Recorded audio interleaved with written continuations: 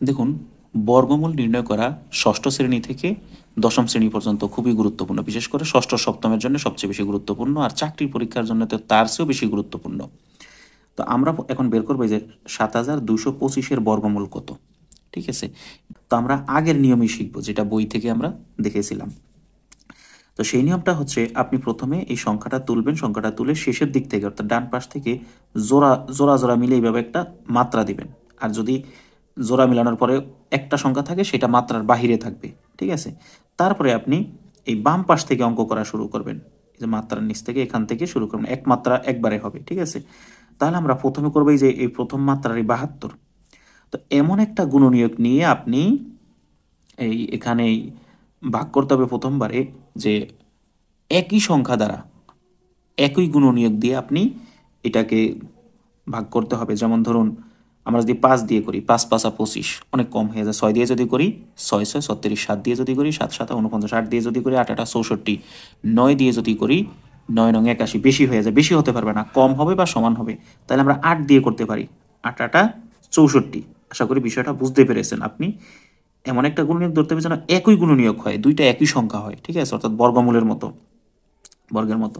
ঠিক আছে, তাহলে ৮ ৮ ৬৪, আমরা এই ৬৪-কে লিখলাম। এখন আমরা এটা থেকে এটা বিয়োগ করব। তো ১২ থেকে যদি আমরা ৪ বিয়োগ করি, তাহলে থাকবে ৮, হাতে আছে ১। আচ্ছা, ৬ রেখে ৭, ৭ থেকে ৭ বিয়োগ করলে ০, আর এখানে থাকে ২৫। আচ্ছা, এরপর আপনি এইভাবে একটা দাগ দিবেন দ্বিতীয় রাউন্ডের জন্য। এইবার যদি আমরা এই ৮-এর ডাবল এখানে আনি, নিয়মটা আশা করি আপনাদের মনে আছে। ৮-এর ডাবল হচ্ছে ১৬। এই নিয়মে আপনি প্রত্যেকবারে ভাগফল যা হবে সেটা এখানে ডাবল আনতে হবে। এনে এখানে এমন একটা সংখ্যা বসাতে হবে, যেই সংখ্যাটা বসালে আবার সেই সংখ্যাটা দ্বারা এটাকে গুণ করলে যেন এই সংখ্যাটা, এই যে ভাজ্যটা মিলে যায়। যেমন আমি এটা আগেই করে দেখেছি সময় বাঁচানোর জন্যে।